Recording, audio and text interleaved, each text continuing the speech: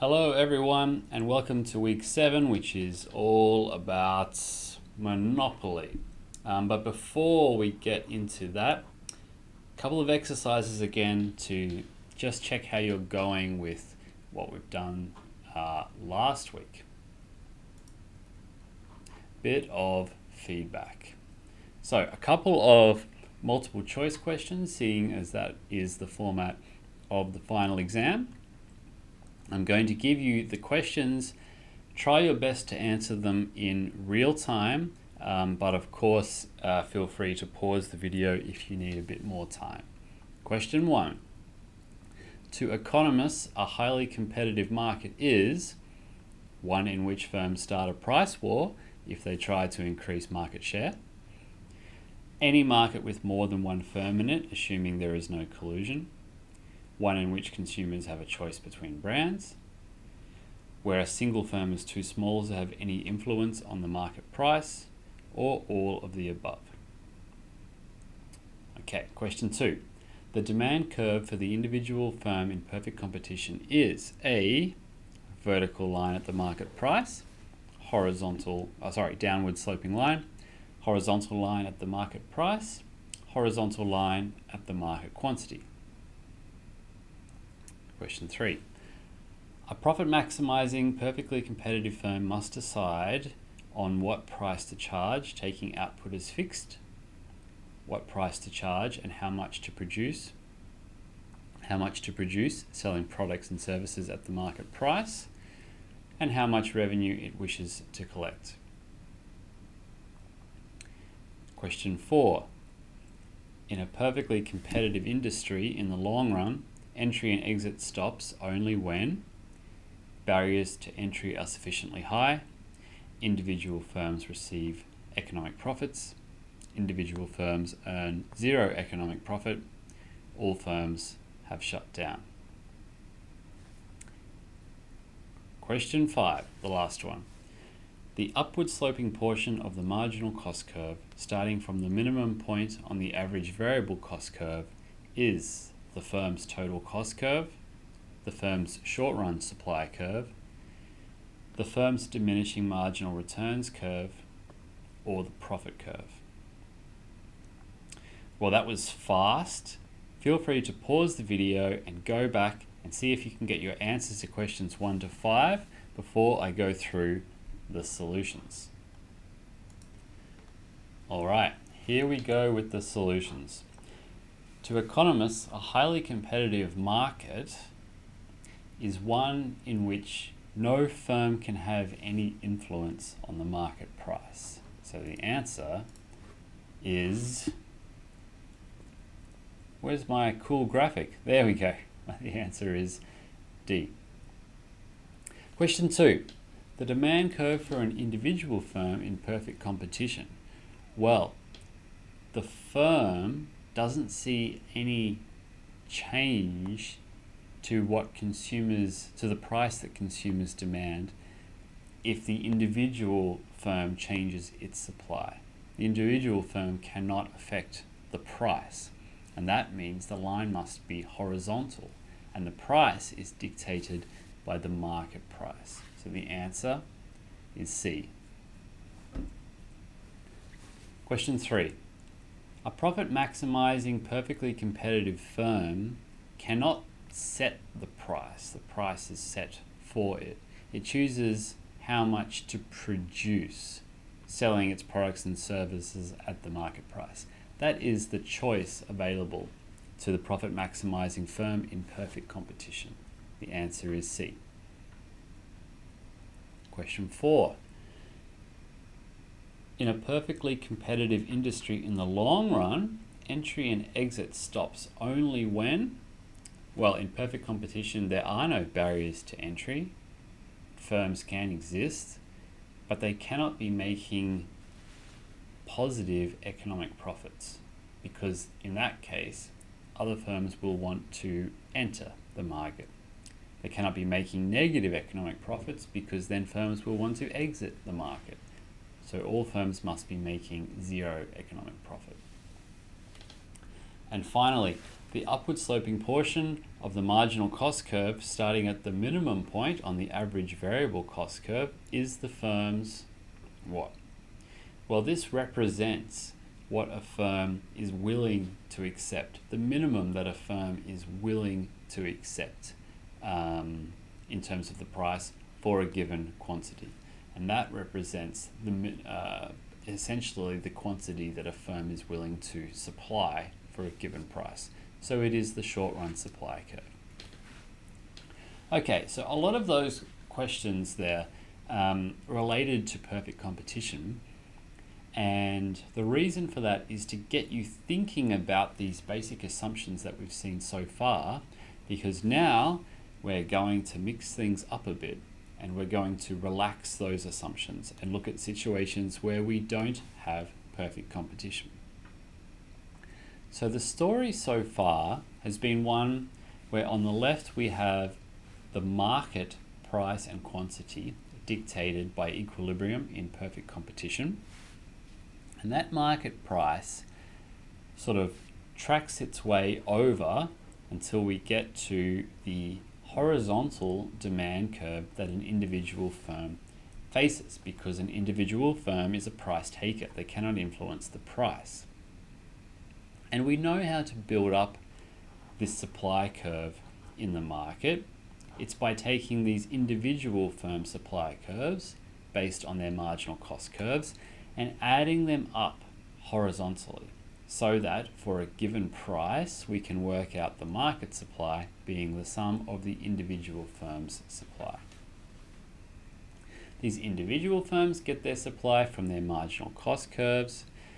What this means then is that the market supply is going to be more elastic than individual supply. The market supply, you can see it's a little bit flatter here than the individual firm supply curves. Now, there is a difference between the short run and the long run. We're looking here at the short run supply curves for individuals. We've gone through this before, but click on the link to watch quite a nice video that talks more in depth about the differences between the economic short run and the long run. And in terms of efficiency, we've seen that in perfect competition, we get perfect efficiency in the sense that we cannot do any better.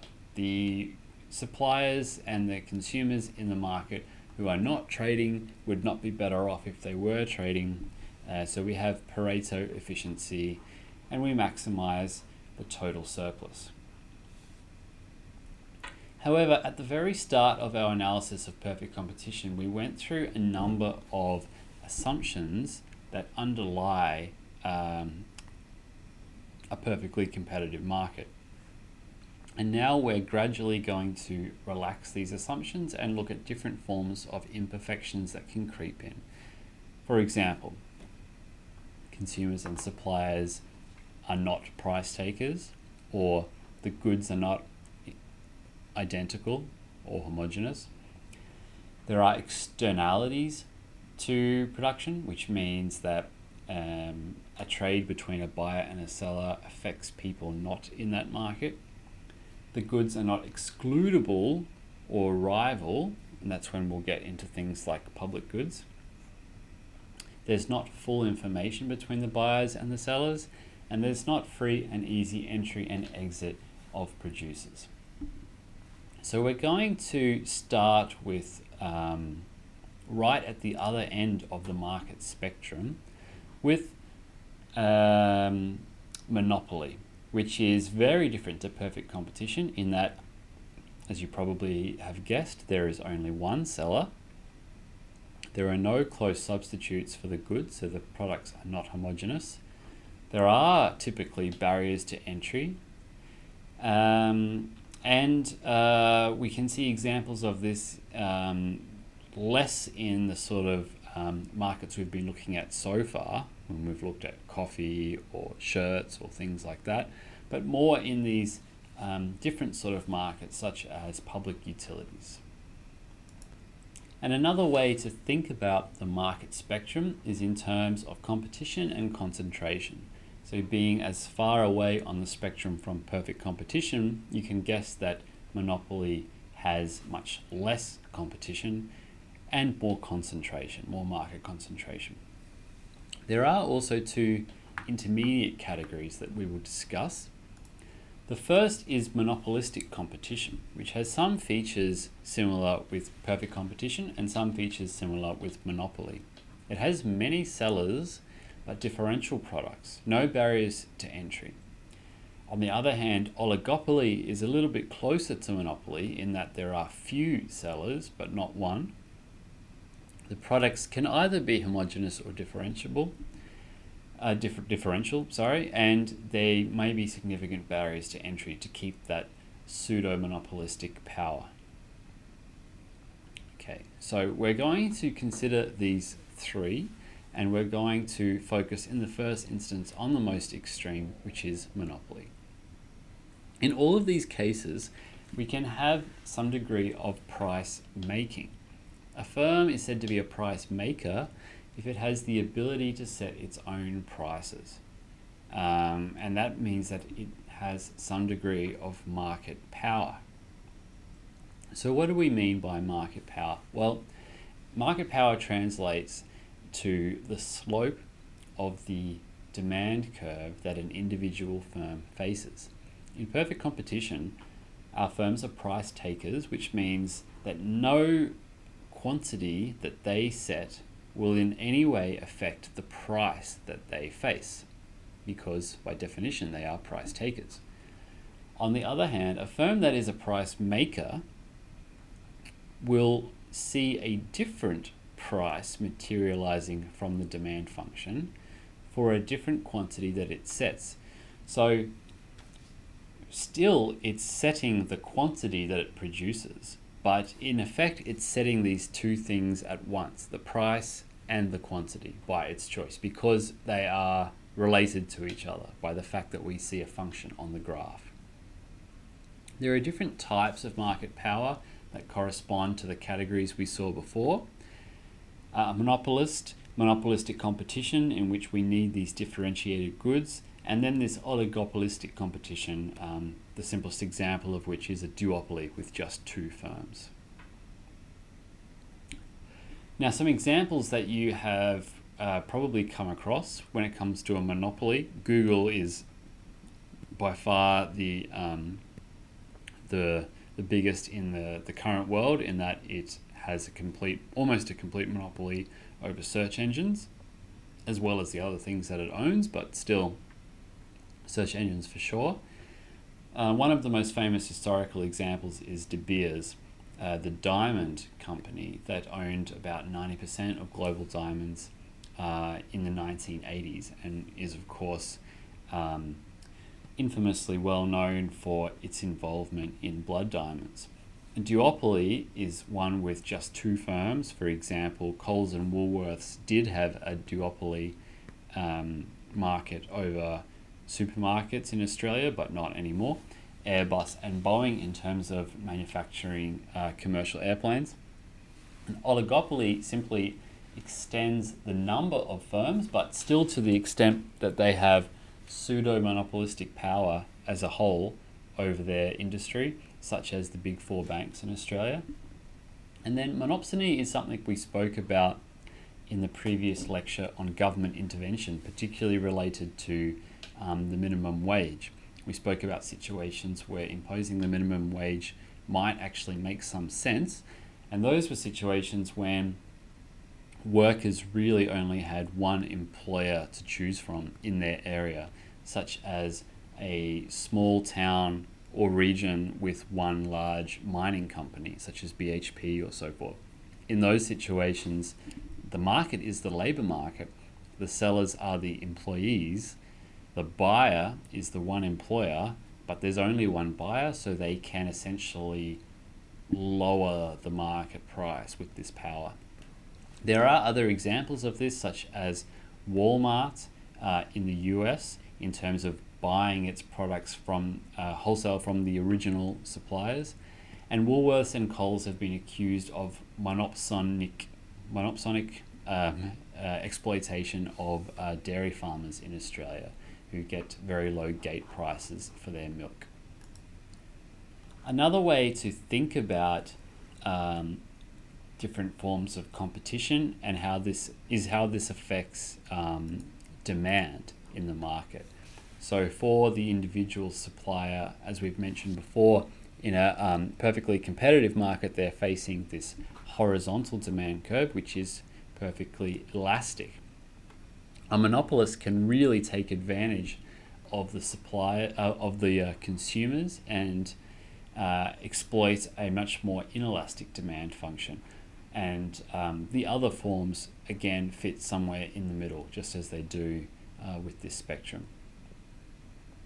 So we're going to look at these different structures, and then finally we're going to look at price discrimination, which is another form of exploiting market power that is something that's not possible in perfect competition. So let's start with monopoly. Monopoly is a market structure where there is only one firm operating in that market, which is quite a narrow definition. A more realistic definition is that a firm is a monopoly if it can ignore the actions of other firms. So that must mean that other firms in the market or similar market must not be producing close substitutes. For example, in the production of drinking water, the government water authority is not the only one. There are, of course, Evian and other bottled water companies, but essentially the government water authority can ignore the price of bottled water when making its production decisions. You can also think about it in terms of firms that are not close enough substitutes to compete away economic profits in the long run. And here we are relaxing the definition even more. For example, you might have a pizza shop which has a monopoly over pizza, even though burgers can be a substitute. So it must be the case that the consumers in that particular market, in that particular area, are not completely indifferent between the two types of food. But if we can consider that a firm is the only seller of a product and service, and the substitutes are not close enough such that its product can be considered its own market, then the monopolist supply is the market supply for that industry. It makes more sense to focus on that market just by itself, and in that case, it has market power. So where did these monopolies come from in the first place? It's every business person's dream to be the monopolist in some sort of market. Well, it typically has to emerge due to a lack of competition, and that's typically related to barriers to entry. There are a couple of different reasons that barriers to entry can exist. The government can just impose them directly, such as, for instance, with the NBN saying you have won the contract, or with Australia Post, who has the government-regulated monopoly on supplying mail. At UQ, it used to be UQ Campus Travel had the monopoly, so none of the 9,000 staff members at UQ are able to go through any other travel agency or even book themselves for booking with their flights. There can also be less regulated but more organic reasons for barriers to entry, such as control over a key raw material that's necessary to produce a good. De Beers had control over the entire diamond supply chain, and it simply wasn't possible for others to enter there. Or it might be that some firm owns the land under which there is a particular mineral, and so others cannot get it for those reasons. A third reason has to do with network externalities, and that's when a product's usefulness increases as the number of users increases. Now, these network externalities weren't particularly common until the internet came along, and now they are far more common. For instance, Facebook has something of a monopoly over the social media market, particularly in terms of that sort of peer-to-peer connection with the news feed and messaging, because for someone else to try to enter that market, you simply cannot get anywhere unless you've got this minimum threshold of people. And so that's where the usefulness of the product, the value, is increasing with the number of users, such as Gumtree as well. And finally, it could be that the economies of scale are so large that one firm has a natural monopoly. And this is a situation where there are huge fixed costs to enter a market, and then you get these economies of scale or benefits only coming later on down the production road. So something like making planes, for example. Once you've got everything set up, your production facilities and everything, your massive hangars, your massive machinery, your supply chains, then there might be quite good economies of scale after that, producing more and more planes, but it's not like every person can get to that point where they're able to compete. So Elon Musk's organization with Tesla and also with SpaceX are kind of examples of to illustrate that that exceptions are possible to this rule, but you really need massive resources to do it. So he's the sort of guy with those resources to get beyond those fixed costs and then start to reap those rewards from economies of scale. So what do we mean by economies of scale or returns to scale? Well, increasing returns to scale is a situation where the average cost of producing a certain good decreases with the amount of good produced. And remember, we think about average total costs, incorporating those fixed costs in there. So if you've got massive fixed costs and smaller, relatively smaller variable costs, you're going to have this sort of situation. Firms that are in a market where there are increasing returns to scale become more profitable as they grow, up to a certain natural point, but still for most firms, they will become more profitable as they get bigger. What that means is that it is more efficient, both for firms and also for society looking on, to have a single firm producing a large number of these goods, a larger quantity, than to have many firms producing smaller quantities. So you can think about something like, an underground system, a metro railway sort of thing. That's something where there are massive fixed costs to actually build the tunnels and put down the tracks to get those lines going. But after that, the marginal costs of getting one more passenger are not very high. However, having 2 or 3 or more competing companies in a metro situation with multiple lines happening at the same time is obviously a massive waste for society. So this is a situation where a natural monopoly is more efficient, both for the firms and for the community at large. And that defines a natural monopoly. Now, if you're in such a situation where you have a monopoly, what are the threats that you might face to breaking it up? Well, one is, of course, legislation, particularly in situations where the government has instituted it to begin with, such as Australia Post. However, there can also be situations from natural monopolies or other monopolies where the government just wants to break it up to give more power to the consumers. The second, which relates a bit to the Elon Musk example, is the rise of potential competitors, particularly those who've got large amounts of cash to get beyond those fixed cost barriers, and those who've got possibly more improved technologies desired by consumers. So markets, even though we talk about equilibrium, do evolve over time, and therefore even monopolists need to be wary to their evolution.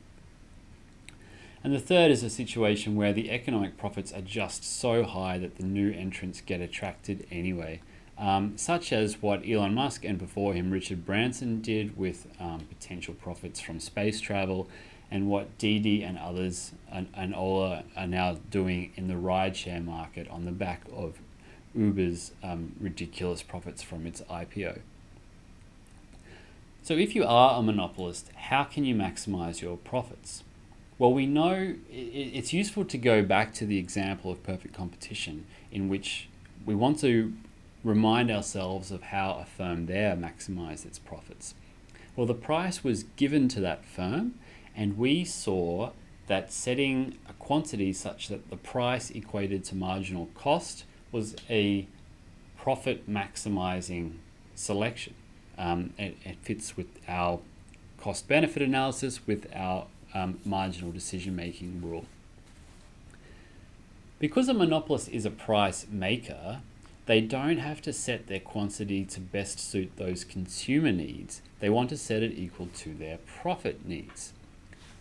Remember that on the left, in our competitive market, it's simply a case of setting the price equal to the marginal cost. And what we mean by the price is really the marginal revenue.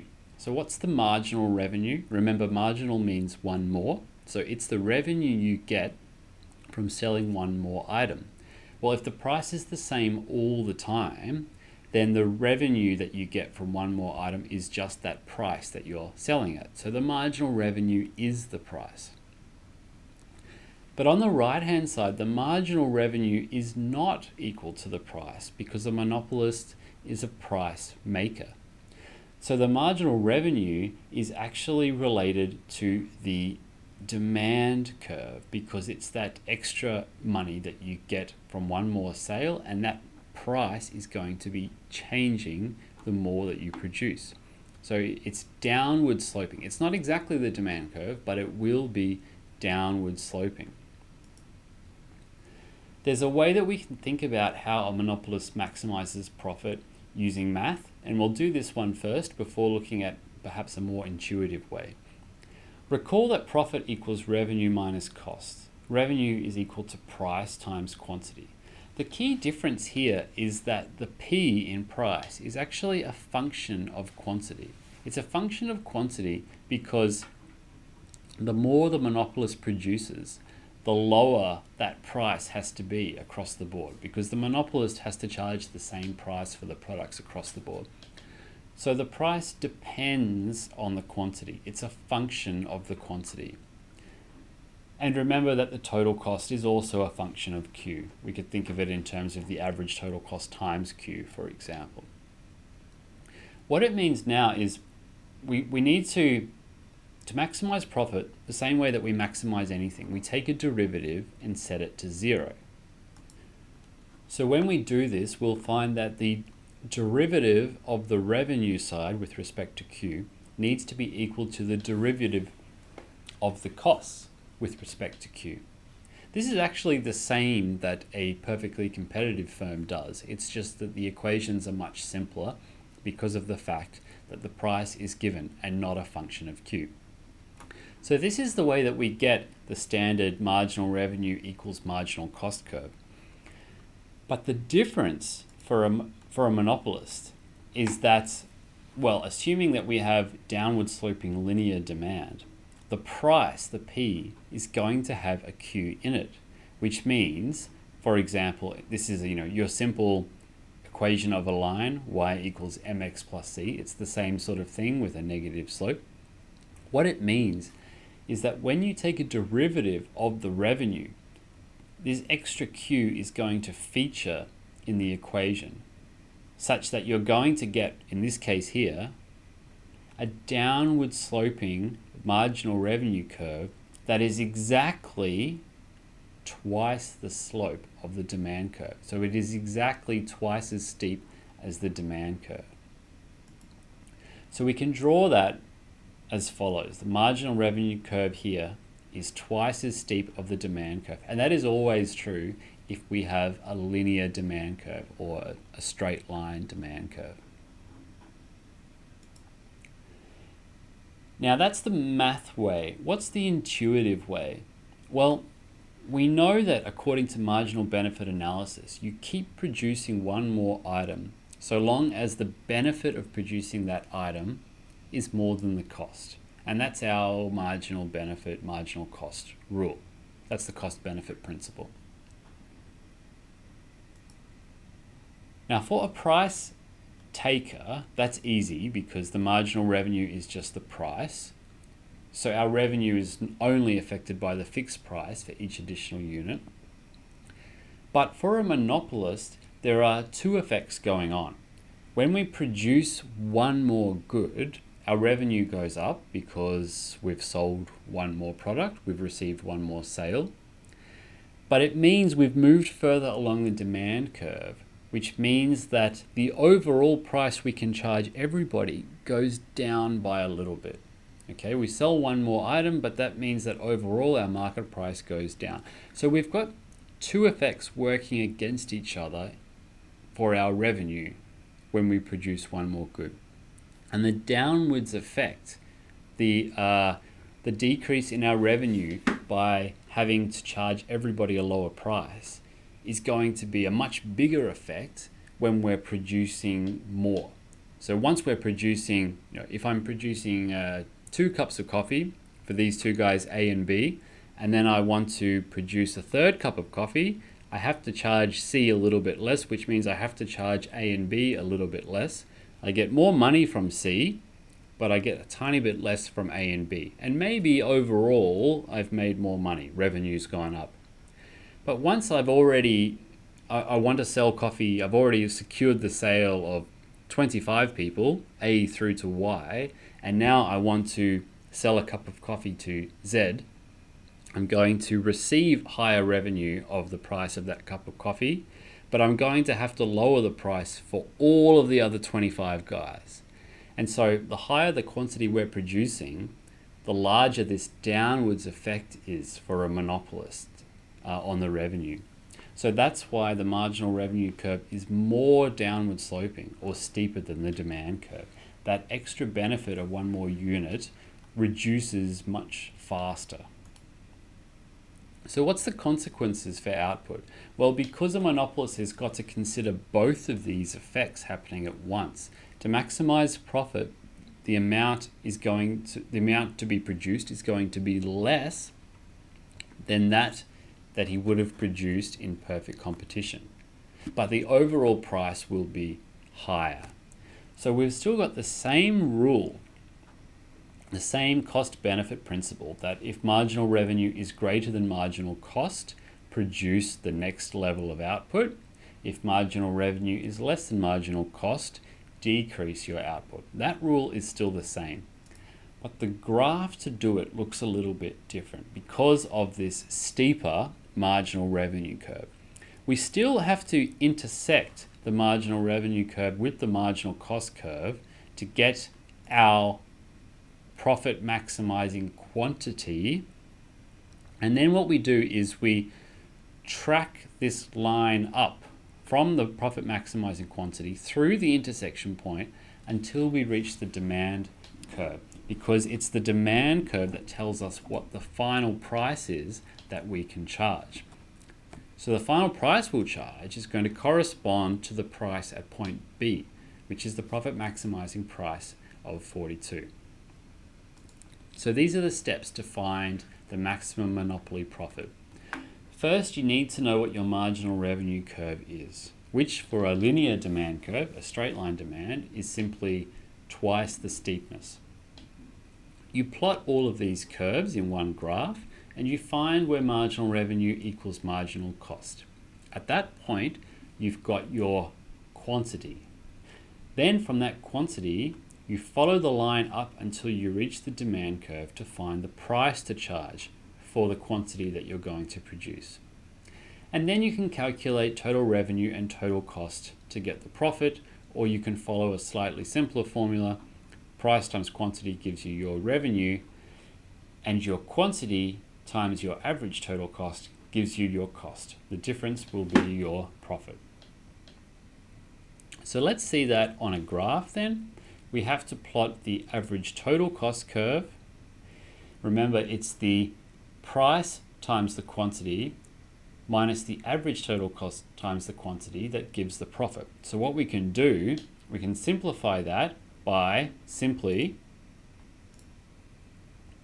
finding the difference between the price and the average total cost at our profit maximizing quantity and multiplying that difference by the quantity. So in effect, we get this rectangle, and this rectangle will be our economic profit. Now remember, that rectangle got squeezed to 0 for perfect competition, but here we can see it's positive. So there are positive economic profits. So why is there this conflict between what the monopolist wants and what the consumers desire? Well, the monopolist needs to decrease the price that he charges in order to sell extra units of the good. But when doing so, it affects all the units that are sold, because a monopolist by definition must charge all consumers the same price. And that therefore means that overall the quantity that he is going to produce is going to be less than that which is socially optimal. So the monopolist will produce less and charge a higher price than would the same perfectly competitive industry producing the same good or service. Output's going to be less than otherwise with a higher price, and that means that monopolist in effect steals some of the consumer surplus that there would have been in a competitive market and transforms it into his own profit, or in this case, his producer surplus. However, it's not just a pure transfer. There is some wastage, some inefficiency. There is a deadweight loss compared to the perfectly competitive outcome, which means that there is an inefficient allocation of resources.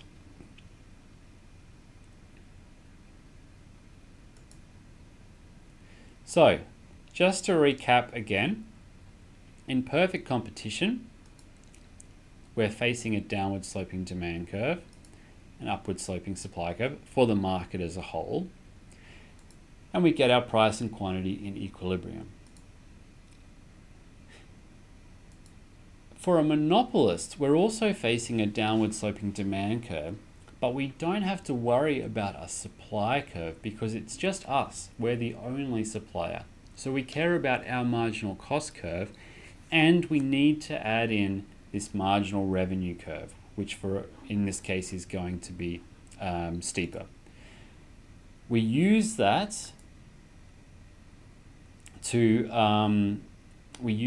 find the intersection point between the marginal revenue and the marginal cost curve, and that's going to lead to a lower quantity produced than we would in a competitive market. Like I said, the supply curve is only going to be our own marginal cost curve. Okay, we've been through this already, and the price is higher. Okay, so what about the deadweight loss? Let's see if we can put that on a graph now.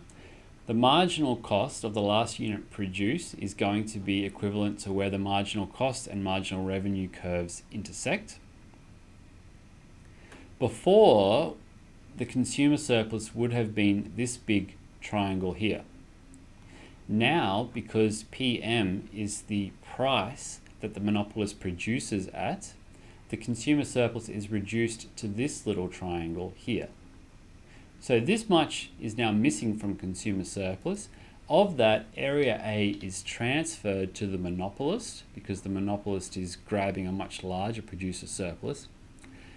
But nothing is produced after QM. So this big triangle here, as we saw last week as well, this is going to now be our deadweight loss. Okay. So this has all been as a result of having market power. The more market power that a firm has, the larger the extent of the deadweight loss. In reality, even though we've been analysing perfect competition for a few weeks now, very few markets are truly perfectly competitive. And so for most firms, their marginal revenue curve is downward sloping to some extent, whether it be in a monopolist situation, an oligopoly situation, or in terms of market competition. Market power is anything where a firm that profit maximizes at an output quantity where that price is larger than the marginal cost. So because the price is larger than the marginal cost, we can actually measure the degree of market power that a firm has. And the standard way of doing this is actually to use what's called the Lerner index, or the price markup index is another way that it's referred to. You simply take the difference of the price and marginal cost and divide that by the price, and you get this markup or this index. Now, if the price is equal to the marginal cost, such as in perfect competition, this top part will be 0, and so the Lerner index is 0. When the price is so much bigger than the marginal cost that we can effectively forget about this right-hand side, we're looking at a ratio of price over price dominating, so we get close to 1, and that's when there's a large degree of monopoly power. So you may have heard about monopolies, and you may have heard about how good perfect competition is and competitive markets. You may have even heard about Australia's competition watchdog trying to prevent firms getting monopoly power or colluding or so forth. So you may wonder if monopolies really are evil.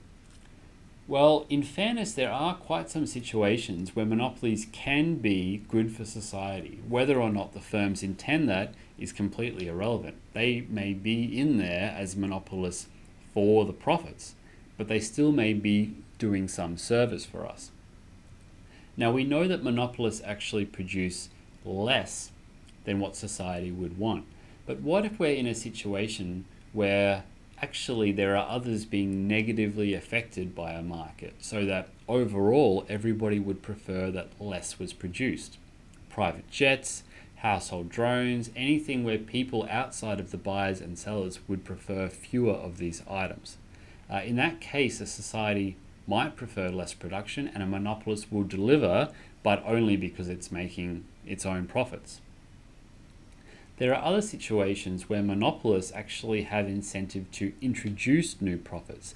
That is, they're willing to spend more money on research and development than other firms are. In a perfectly competitive market, you need to be able to match other firms' marginal costs.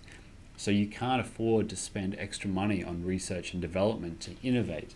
But monopolists aren't faced with that. And if they do the sums, the expected return on investment, and they think that innovating in the long run will make them higher economic profits, it makes sense for them to engage in these sort of activities that we as a society actually approve of.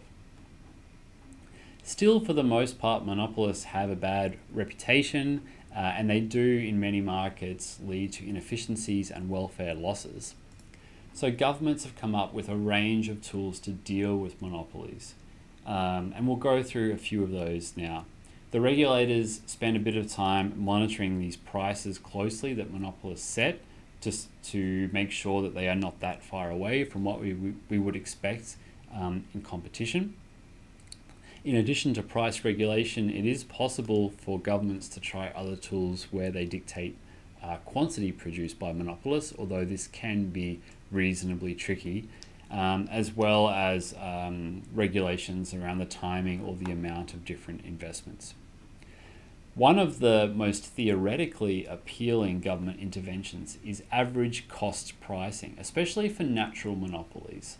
And a natural monopoly, remember, is a situation where we don't actually want there to be multiple firms in the market because there are such fixed costs to entry. So it's quite efficient overall for there to be one producer, but we just don't want that price to be too high. What we would really like is if we get to the producers producing at a point near the bottom of their average total cost curve. That would be efficient. And if we could do that, it would actually eliminate any positive profit accrued by the monopolist. Now, of course, there are some issues to doing that. In particular, governments typically don't know what the average total cost curve is of a firm, and if it goes and asks the firm, who does have that sort of information, it's in the firm's best interest to lie, to misreport. So governments can try to estimate this as best as they can. The other issue with this, though, is that by eliminating these positive economic profits, we remove the incentive that these firms have to invest in their research and development and other forms of technology that ultimately might lower their costs of production and benefit society. So that means that if implemented to its full theoretical extent, average cost pricing leads to the firm's output being allocatively inefficient. And what that means is that the price asked for by the goods exceeds their marginal cost. And what we could do to solve that is to try to set a price ceiling equal to the marginal cost. But if we get that wrong as a government, in some cases we could actually go too far and set the market such that firms are making negative economic profits. They leave the market altogether and the whole industry collapses. So it is very, very difficult to get these things right, even though both setting average cost pricing and setting a price ceiling at the marginal cost are theoretically very appealing. So given these sort of technical difficulties with this sort of pricing, these sort of policies, governments often try other things, particularly in the cases when it's not a natural monopoly necessarily. They can try to break up a firm or a division, such as breaking up Telstra into wholesale and retail. So rather than have multiple firms competing in the wholesale market, they simply break up all of Telstra into these two components. And they can also try to remove government-owned monopolies. Qantas was an example of this, and also Queensland Rail. Okay.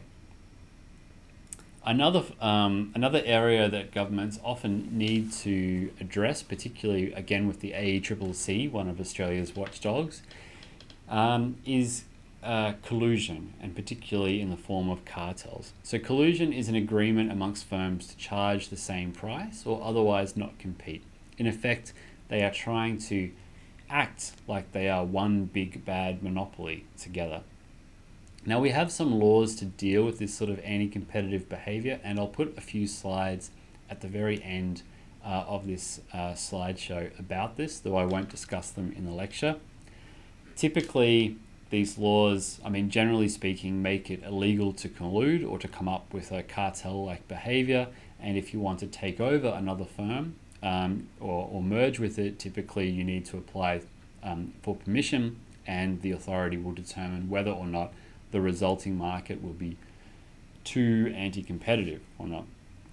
Cartel behavior is actually quite difficult to enact in practice. One of the best known and most successful is OPEC, the petroleum cartel, largely based around the Middle East. So what a cartel needs to be able to do in order to work effectively is to explicitly agree to coordinate on price. They need to have relatively inelastic demand from their consumers that they can exploit, such as oil. We know that's a particularly inelastic sort of market on the consumer side. They need to be able to get together such that they have enough power to reap these sort of monopoly-like profits. So it cannot just be 2 or 3 producers out of 10. It needs to be such that when you put them together, they have a large enough market share that they can effectively act as a monopoly if they are one. So they need to supply a large enough percentage of product to the market.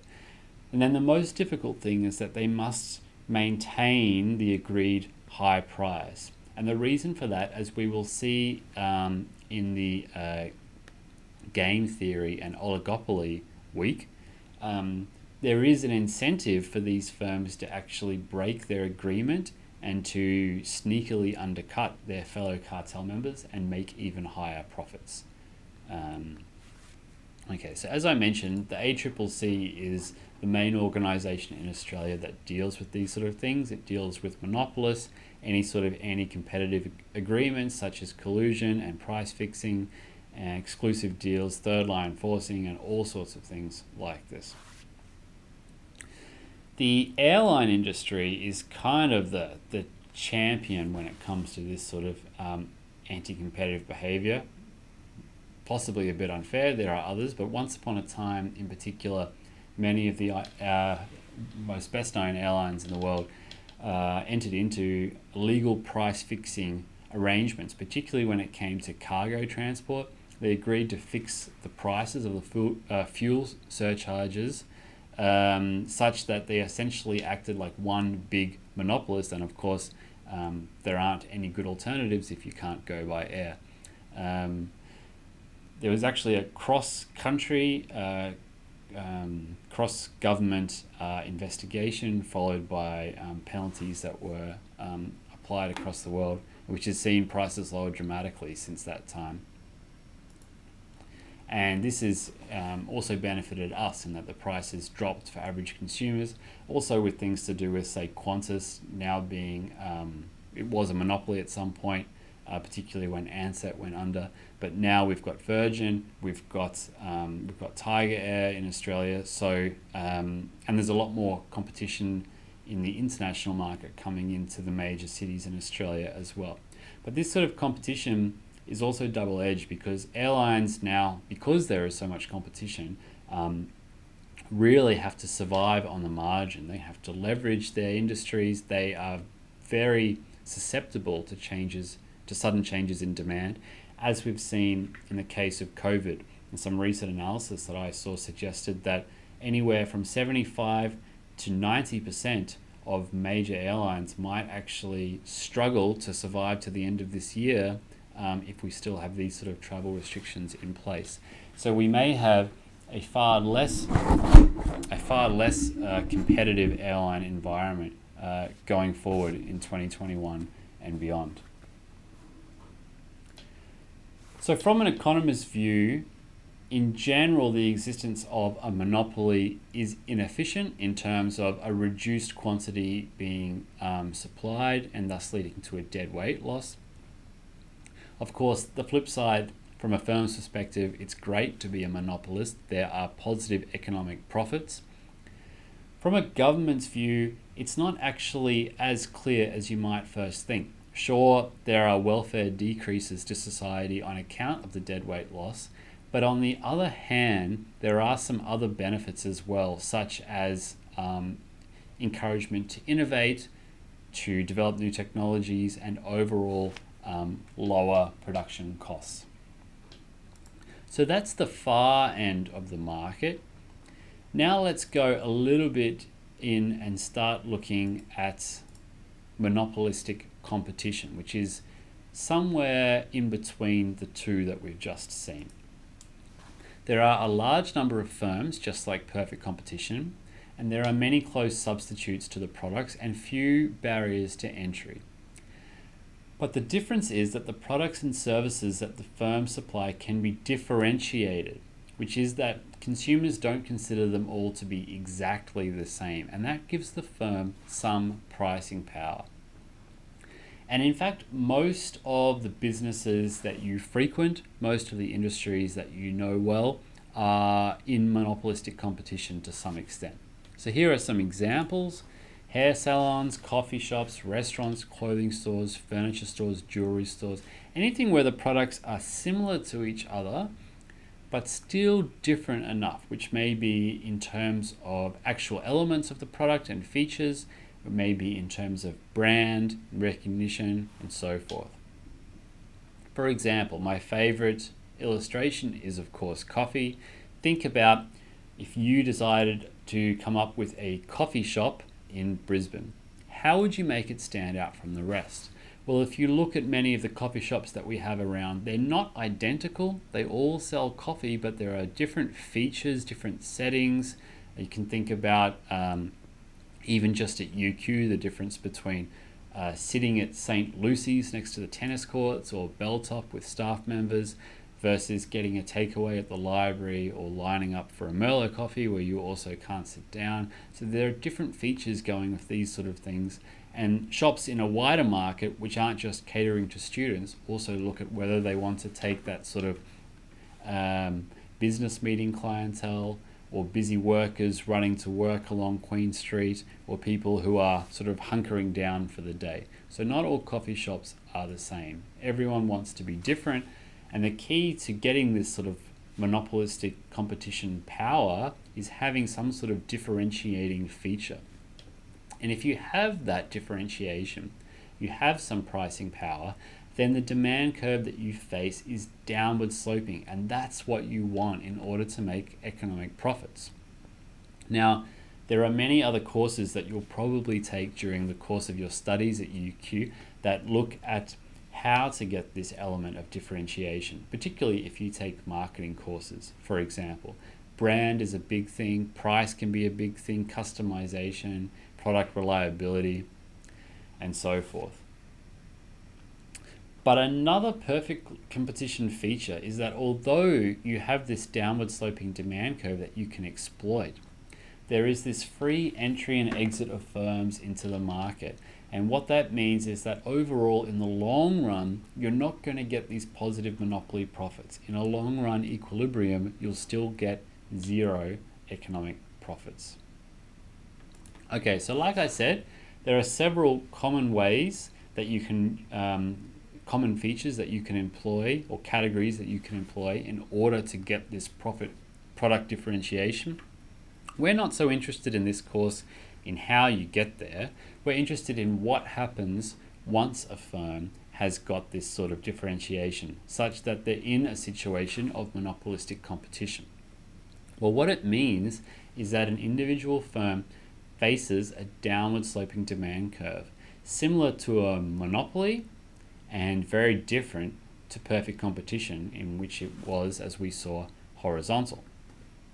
What that means is that, again, when we set marginal revenue equal to marginal cost, our marginal revenue curve is going to also be downward sloping and steeper than the demand curve. So we're going to follow exactly the same technique that we saw for a monopolist. You find the intersection of these two. When you find the intersection of marginal cost and marginal revenue, it gives you your equilibrium quantity. You track that up until it hits the demand curve, and that gives you your equilibrium price. Now, that tells us what our short run equilibrium is going to be. If we're interested in short run profit, again, like in the case of a monopolist, we need the average total cost curve. We add that on as well. We know that profit is equal to the height of price minus average total cost multiplied by the quantity produced. So we find that rectangle, and that gives us our profit. And we can see that because the price is above the average total cost curve, there are positive profits. However, the difference with a monopoly occurs when we think about the long run. So what happens in the long run? Well, more and more firms are going to enter because they see that there are positive profits. What happens when more and more firms enter?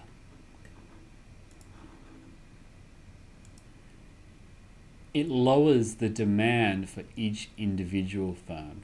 So as far as the individual firm is concerned, the demand curve that it faces moves downward and to the left. So it lowers.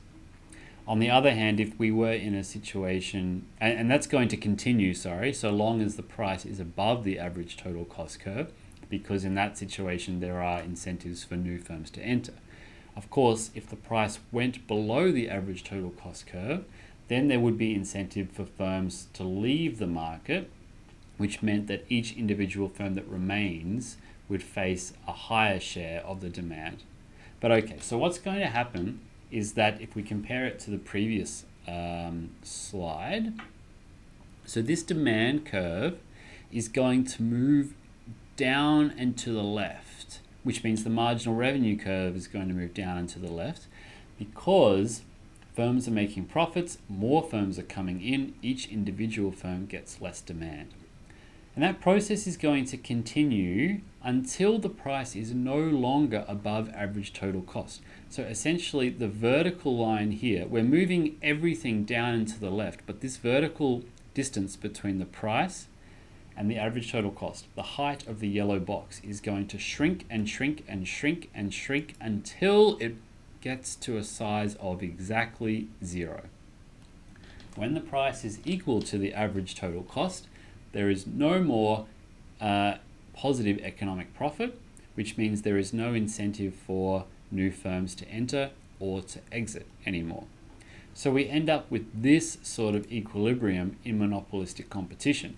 And the key point here when we make efficiency comparisons is to note that the point on the average total cost curve that we end up at is higher than the minimum. So the average total cost curve, the average total cost that we are producing at in equilibrium as a monopolistic competition firm is higher than what we would desire in perfect competition, which would be a minimum average total cost curve. This would be an efficient allocation of resources. So if we compare that to perfect competition, in perfect competition in the long run, a firm is producing at the minimum of its average total cost curve. So we have optimal capacity in the long run, whereas in monopolistic competition, there is excess capacity. Ideally, if we were the social planner, the governmental authority, we would prefer our firms to be producing at their cheapest points. Of course, in the long run, everything can change.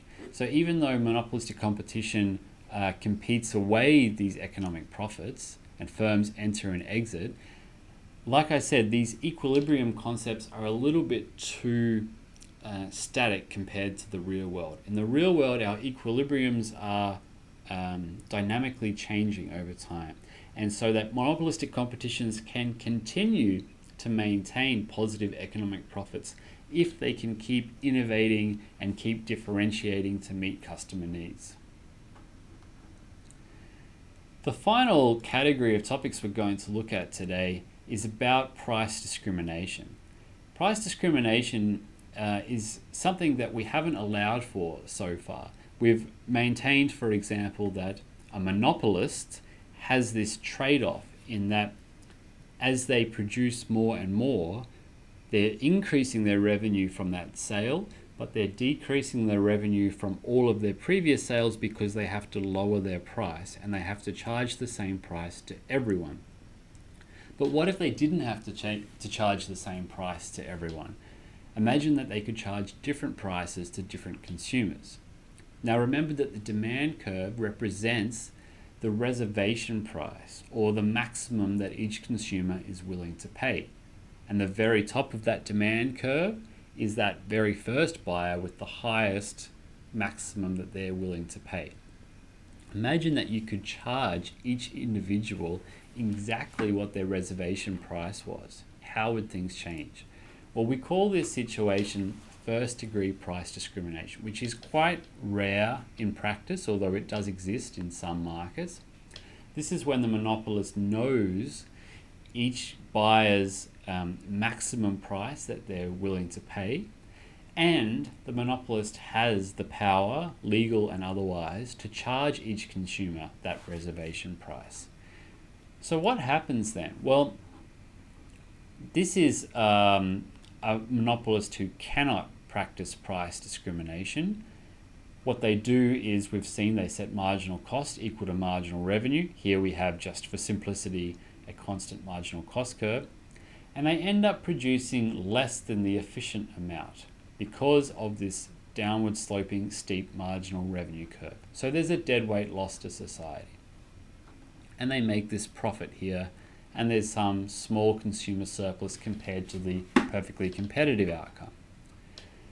If a monopolist could charge each individual buyer their reservation price, their maximum willingness to pay price, then the monopolist doesn't stop here at the monopoly output. This is the profit maximizing output if the monopolist is constrained to setting exactly one price. If the monopolist can set different prices, the monopolist produces all the way up until the point where marginal cost equals the demand curve, or marginal revenue, because there's no trade-off anymore. You're not losing revenue by having to lower your price. The monopolist makes a massive profit. There's no consumer surplus. However, there is a flip side. There is more supply to the market now. and the monopolist is actually producing the efficient output. So there's a flip side to price discrimination, but of course consumers are not getting any benefit at all. So there's an uneven distribution of the surplus in society, even though we have maximized the total surplus. And that's because the monopolist has extracted all of it, everything that's available. Now, like I said, it's quite rare. One example that you may have even witnessed yourself is in the second-hand market for buying tickets to concerts or whatever, when there are ticket scalpers. So they buy the tickets up, the concert's sold out, and then they stand outside the stadium, and as you walk in, they negotiate with you. They find out, using their sophisticated bargaining strategies, what's the highest you're willing to go, and they'll sell that ticket to you, and then they'll start the process again for the next person. So ticket scalpers can earn a lot of money that way, not ticket scalpers. But usually that's reasonably hard to do in most environments. So more common is an imperfect form called third-degree price discrimination, and that's when you can't find the reservation price for each individual consumer, but you can break them up into easily distinguishable categories where you know that their average willingness to pay is different, and you can charge them different prices. So firm profits are going to increase in this case, as opposed to perfect competition, and as opposed to perfect competition, consumer surplus again is going to decrease. The conditions that you need in order for a firm to engage in successful price discrimination are threefold. First, a firm must have market power. Second, the firm must somehow know what different consumers are willing to pay. And third, there must be some mechanism whereby the firm can divide the market up into its different groups and sell the different products, and it needs to be able to prevent the resale between the segments. It can't charge one group a cheaper price just for them to go and sell it again to the group that you're charging a higher price to. So one example of this is cinema or theatre tickets, when typically speaking the evening showings are more demanded by consumers than the afternoon showings. People finish work, they want to go out to the theatre, they want to go out to the movies. So the demand is typically higher and more inelastic. In this case, you can sort of compare it here with the slope for these things. So what that means is that the profit maximizing price, if you just look at the two markets individually, is going to be higher in the case of evening showings. You set marginal revenue equal to marginal cost. Here we're given a constant marginal cost of 50 cents per ticket. That gives you your quantity, you find your profit maximizing price, and this explains why evening tickets are usually a little more expensive, particularly for theatre shows, than afternoon or matinee showings. And this is also a situation where there are two different groups who might like two different sorts of shows, but there's a clear segment between afternoon and evening showings. You cannot sell a cheaper ticket to an afternoon and then for them to resell it on to somebody else to come to an evening show. You've separated those tickets into two categories, so there's no issues of resale. Now, I've already bagged out the airlines a little bit, and I'll do so again because they are the masters of price discrimination. They continually come up with new categories of tickets that they divide people into: first class, business, economy, premium economy, economy plus, and so forth. They know that business travelers are more price inelastic. They need to go for work, and they often need to work while they're on the plane, so they can charge higher prices. Holiday travelers are more elastic. There's also those who are prepared to pay more for first class. The day and the time matter as well, particularly for domestic flights. Friday afternoon flights and Sunday afternoon or very early Monday morning flights are going to be in demand by those sorts of people who need to fly home, particularly if they're working not in the same place that they live. So those flights are going to be more expensive. and also seasonal stuff. At the moment, it's kind of irrelevant, but in general, tickets to Europe would be getting more and more expensive at the moment as we approach the European summer. And there's also other tricks that they use, such as the cookies on your computer as you search, because they notice that the more that you are searching for prices on a particular route, the less flexible you probably are with that particular route, particularly if you're putting in those same days and times. Some airlines do try to use that as an indicator of your elasticity of demand. There are other forms of price discrimination that we won't go into much in this course. There's price bundling, giving bulk discounts. The more you buy, the cheaper you get per unit.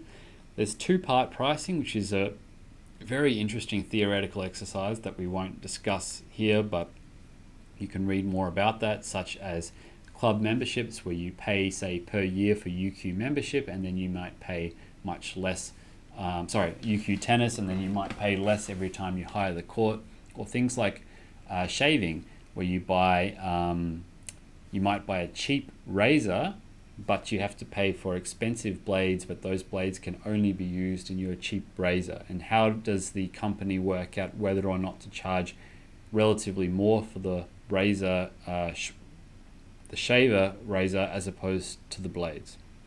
There's also this surge or on-demand pricing, particularly we've spoken about that in terms of Uber. And then other things more related to behavioral economics and psychology, making some prices seem more attractive than others, or making different values difficult to compare, putting in decoy prices, so adding extra products that are easier to compare to the ones that you want people to buy, putting in time discounts, if you buy now, pay later, sort of things like this, and different reward schemes such as Coles and Woolies food vouchers, Flybuys, and so forth. Some things to think about then on the topic of price discrimination, which might be useful to sort of mull over before we go into next week's lecture. What do you think about Uber's surge pricing model? How can we explain that in terms of price discrimination?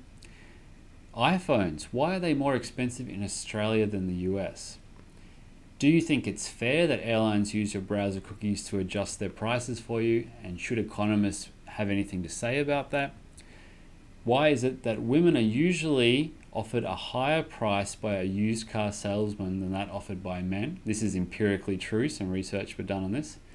And these promotions you see at clubs and pubs where ladies drink free, are they legal or not? And which of the different tools from this lecture do they employ? So to conclude, monopolists face a downward sloping demand curve, and that is the key difference compared to those in perfect competition, because it therefore means that they face a downward sloping marginal revenue curve. That means that when they follow the cost-benefit principle, they end up producing an output that is less than they would under perfect competition. However, it does mean that they can reap positive economic profits. Output with price discrimination, on the other hand, if done perfectly, is more than in the monopolist output, but consumer surplus again is eroded. Okay, I have a couple of extra slides. You can check them out for yourself about price discrimination and the law as it applies to Australia. It's not accessible, but just for your interest. Thanks for listening. I'll see you next time.